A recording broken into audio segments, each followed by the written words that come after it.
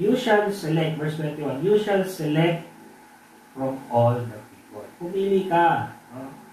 Yan sa iyong nasasakupan. Select from all the people, able men. Yan. So ito na yung advice or wisdom na binibigay ni Jethro para kay Moses. Pumili ka, yan sa iyong nasasakupan, yung able men. Okay? Able men. At ito, hindi lang siya basta pipili. Dahil may mga criteria na kailangan masunod sa kanyang pagpili. Na hindi lang siya basta magpipik. No? Nakita niya na ito, okay ito. No? Hindi ganoon, ano? May criteria. At ang sabi doon, ang criteria ay able men such as fear God. Yan. May takot sa Panginoon. Ibig sabihin, may paggalang sa Panginoon. No? Ibig sabihin yan ay sumusunod sa ating Panginoon. May paggalang, may pagsunod sa ating Panginoon. Fear God. Kasi pwedeng siya, marunong siya, pwedeng siya, matalino siya, pwedeng siya, marami siyang alam, pero kung wala siyang takot sa Panginoon, hindi siya pwede. Diba? Kailangan yung may takot sa Panginoon. Kailangan yung law-abiding citizen ito. No? Sumusunod sa utos. Okay? Fear God, and then, men of truth. Yan yung mga criteria na napipiliin ni Moses. No? Men of truth, and then, hating covetousness. So, yung tatlong criteria lang. So, talagang mabibigat na criteria yan. Diba? Hating covetousness, ibig sabihin, itong mga tao na pipiliin niya ay hindi naghahangad ng kung ano man, posisyon or kapangyarihan. No? They hate covetousness. But they are humble people. And they fear God. These are the men of truth. Yeah. And place such over them to be rulers of thousands, rulers of hundreds, rulers of 50s, and rulers of 10. So, maglagay ka ng mga tao dyan, Moses. Hundreds, thousands, syempre, millions yun. Kapag binirate mo, in thousands, in hundreds, in 50s, and tens. So, galing yung government. So, ito na yung tinatawag natin na government. Okay? Na mismo sa Panginoon ang galing. Kung titingnan nyo, sa ating panahon, ganito rin yung format. Diba? O sa ating bansa, for example, diba yung mga leaders natin? Diba? May president sa kabuuan. So, yung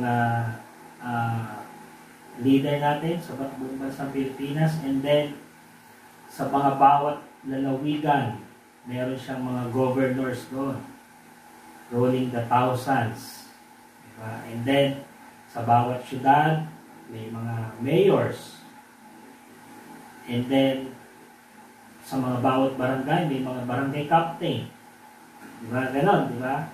So ganon yung format, no? Government.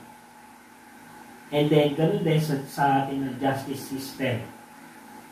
Diba? Ganun din sa ating justice system. Merong Supreme Court, yung pinakamataas, no, na korte.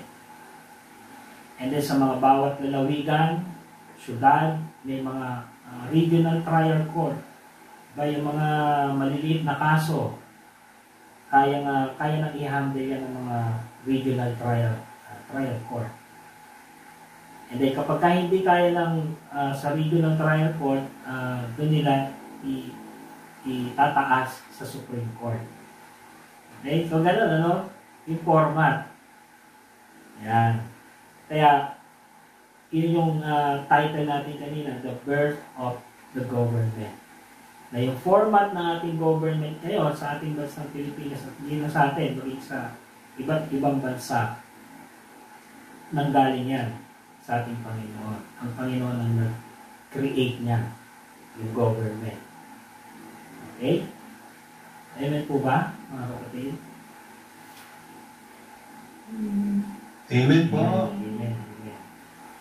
So, ang ating Panginoon ang nag-create niya, no? Yung government, na hanggang ngayon sa ating panahon, ginagamit natin. Okay? So, ganun, ano? Ito yung advice ni Jethro sa kanya. Hatiin mo sila para yung mga maliliit na may kaso, hindi kagad sa'yo. May mga nakapwesto ka na dyan. Diba? And then, verse 22, let them judge the people at all times. Let them, pabayaan mo sila.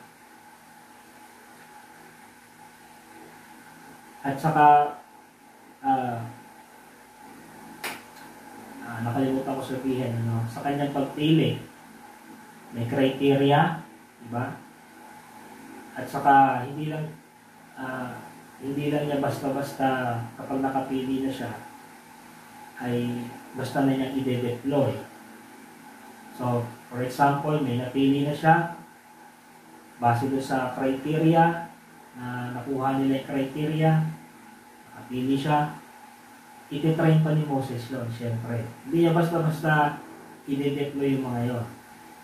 Kailangan, syempre, magkakaiba pa rin sila ng kung paano mag-isip, paano mag-decide. Kaya ititrain, kailangan i-train ni Moses yun. Impartation, no, ng leadership ni Moses. Yung ituturo ni Moses doon sa mga mag-lead, yung good governance, and then yung statutes, yung law, yung commandments ng ating Panginoon, tuturo niya doon sa mga leader. Itetrain niya muna, and then sa kanya i-deploy. Okay? So yun, no? So let them judge the people at all times. Then it will be that every great matter they shall bring it to you. So parang siya na yung tatayong Supreme Court. Di ba?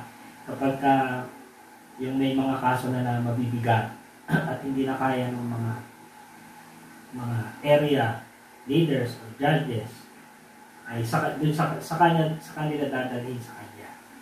Hindi mas di ba? Mas gumaan na yung kanyang trabaho. Di ba?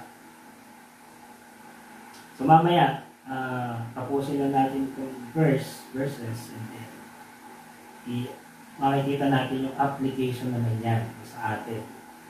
Okay? So, every great matter they shall bring to you, but every small matter they themselves shall judge. So it will be easier. Yan. Mapapagaan yung iyong trabaho.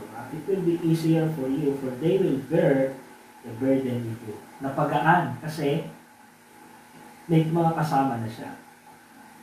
Di ba? May kasama na siya na bumubuhat ng burden. Marami na sila. Verse 23, if you do this thing, and God so commands you, then you will be able to endure, and all these people will also go to their place in peace. Kasi, lahat ng pangangailangan ng tao matutugunan.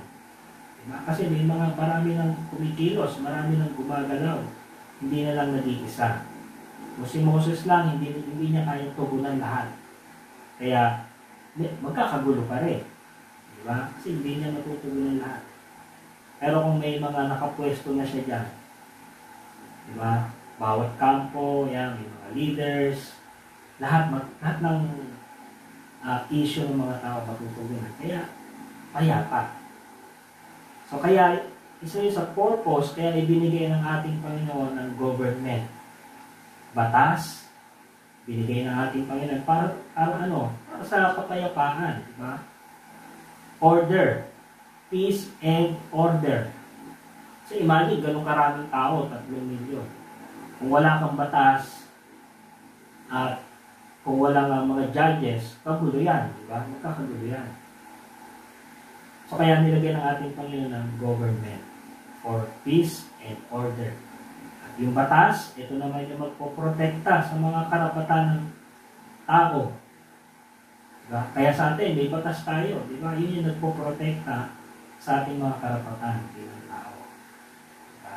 Walang mga abuso. Dahil kung may nang abuso, ay may parusa yun. Diba? Base sa batas. Dahil lumabag sila sa batas. Okay? So, ang ganda, no? Kaya, lahat yan ay nag-originate sa ating Panginoon para sa kalusan, kapayapaan. Verse 24, so Moses heeded the voice of his father-in-law and did all that he had said. So walang sinabi na ano pa si Moses.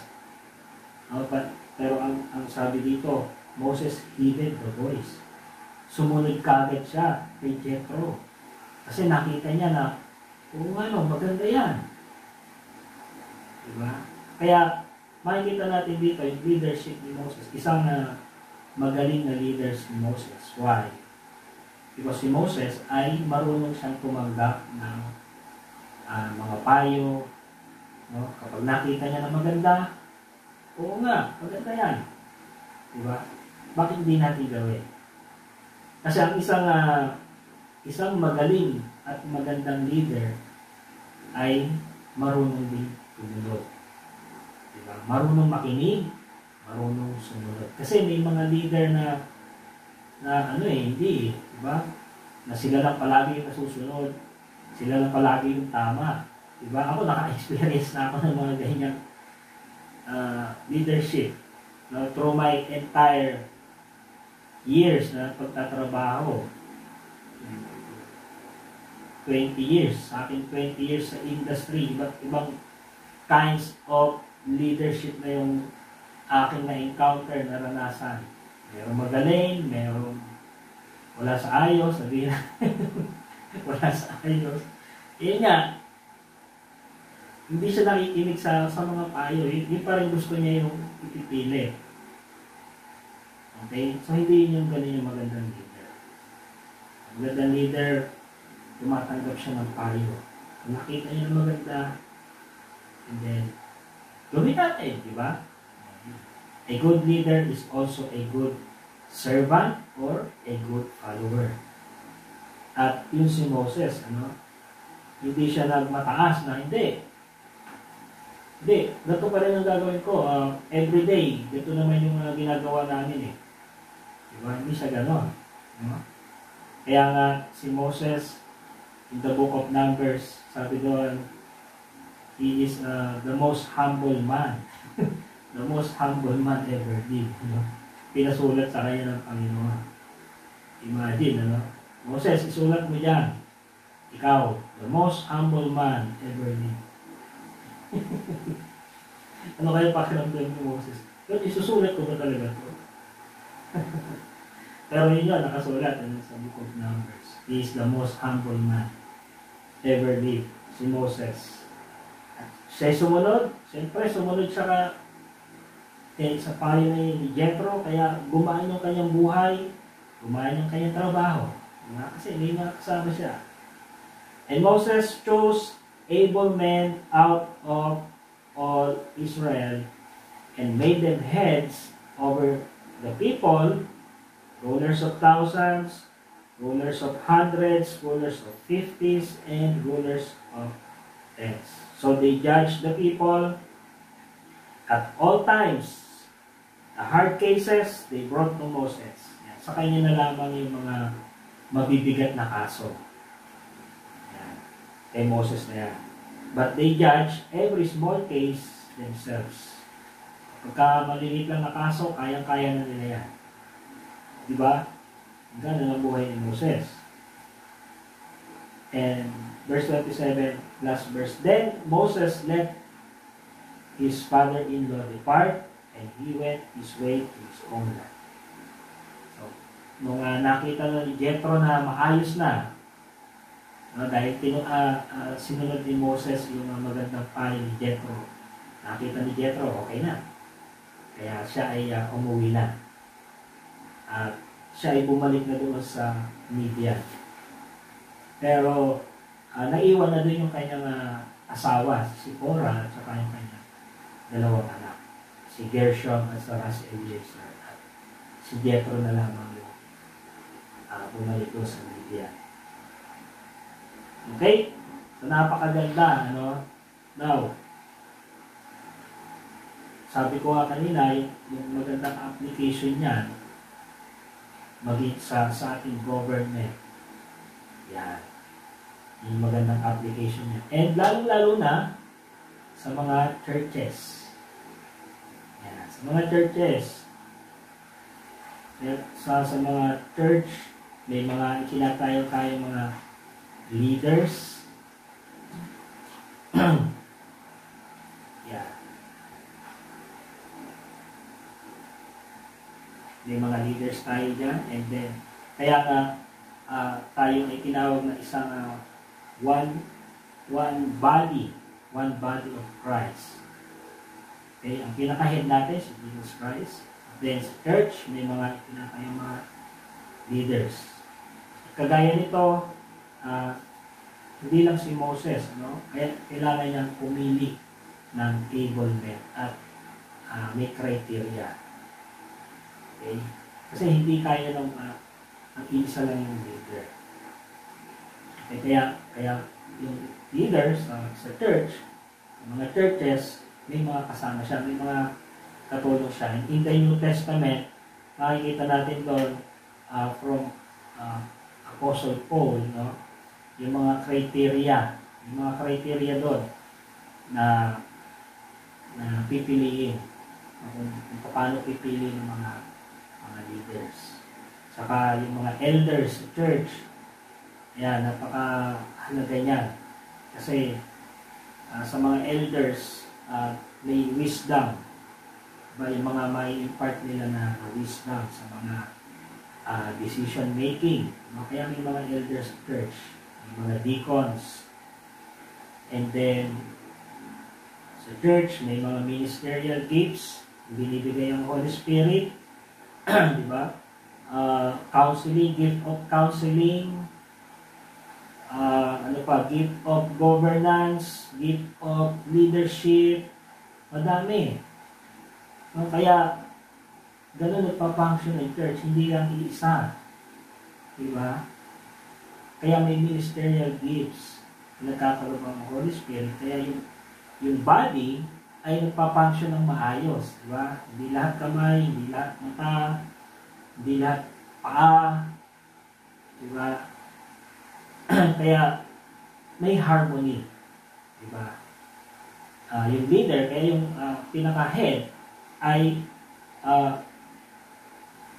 makakapag-function siya ng maayos. Di ba? Magaan yung trabaho niya kasi may mga kasama. May kasama siyang bumubuhat ng burden. Kaya gano'n naman talaga sa ministry. Yung ministry ng ating Panginoon ay hindi meant para pahirapan tayo. Hindi gano'n ang ministry ng ating Panginoon. At yun yung nakita, no, ng ating Panginoon kay Moses, nahihirapan siya nung iisa lamang siya. Kaya yung way ng ating Panginoon para tulungan si Moses. At gano'n din sa atin bilang application sa mga churches. Dapat yung ministry ay well-balanced. Hindi para pahirapan tayo. Okay? Dapat balance yan sa family and sa ministry. Maaaring kasi nasa ministry ka pero napapabayaan mo na yung pamilya, kung hindi rin tama yun. Diba? Kasi nga, dapat nga ang unang ministeryo mo ay yung pamilya. Diba? Yung asawa, yung anak, yung kasambahan, yung pamilya, yung ministeryo. Okay? Ganun ang ministeryo ng ating Panginoon. dapat ang ministry ng ating Panginoon, kung saan tayo kinabibilangan, dapat ano yan, enjoyable. May enjoy natin. Kaya nga tayo nilalagay doon sa ministry para maging productive tayo, ma-exercise yung gifts na kaloob sa atin ng banal na spirito, spiritual development, spiritual maturity. Kaya yun ang purpose ng ministry. Kaya tayo nilalagay dyan. Hindi para pahirapan tayo. Diba? Kasi kung nagiging burden na or exhaustive na yung ministry para sa atin, ay something's wrong. Something's wrong. Kaya kailangan natin i-share yung burden. Diba? Share the burden. No? Kapag nahihirapan ka, no? may mali. Diba? Kung hindi balance, may mali din. Diba? So, ganun, ano? Habang tayo naririto, yun yung enjoyment natin. Naroon tayo sa ministry. Yun yung doon tayo nagagamit ng ating Panginoon. Kaya may fivefold ministry. Diba? Apostles, pastors, teachers, prophets, evangelists. Diba? Tama ba? Diba, no? So, doon nahahati, ano? Ministry. Ministerial gifts. Kaya, sa ating mga believers, binigyan tayo ng Panginoon ng kanya-kanyang gifts para ma-enjoy natin, di ba? Yung paglilingkod sa ating Panginoon. Okay? And at the same time, doon tayo lalago. Doon tayo mag-mature kung saan tayo ginagamit ng ating Panginoon. Okay? So, yun po, ano? Chapter 18. So, napakaganda yung matututunan din natin dito sa chapter 18 na to. Okay? So, that's it. Kapatid. So, God's ministry should be enjoyable. Okay? Although, may mga challenges. Diba? Sa ministry, may mga challenges. Kagaya sa ating ministry na ito na pinagkaloob ng ating Panginoon, may mga challenges kami dito. Sa akin, lagi kong ipinapatutuo, kasabay ng aking trabaho, diba? May mga challenges. Pero, kapag nagagawa mo yung kalooban ng Panginoon, masaya ka, di ba? Na nai-enjoy mo, di ba? Kasi, yung gifts na ipinagkaloob sa'yo, nai-exercise mo. Diba? Pagdamat, di nga, hindi ganun kadali, di ba? Mapapagod ka rin, di ba? Ma-exhaust yung katawan mo, siyempre, mapagod ka. Pero spiritually, nandun yung fulfillment, yung excitement, enjoyment, di ba? Dahil nagawa mo yung kalooban natin. Okay? So, ganun din po sa atin. Bawat isa sa atin. Lahat po tayo ay bilang anak ng Diyos, tumanggap ng banal na spirito, meron tayong mga spiritual gifts na ipinagkaloob. Yung ipanalangin natin sa Panginoon kung hindi pa natin na-discover yung gifts na kaloob sa atin ng ating Panginoon. Panalangin natin, itulog natin sa ating Panginoon. And then, ministry work. Diba? Doon natin malalaman kung ano ba yung gifts na nagkaloob sa atin ng Panginoon. And sure ako, 100% na ipapaalam sa iyo ng ating Panginoon kung saan kanya gagamitin. Sure na sure yun. Okay? So, puri ng Panginoon. So, that is chapter 18.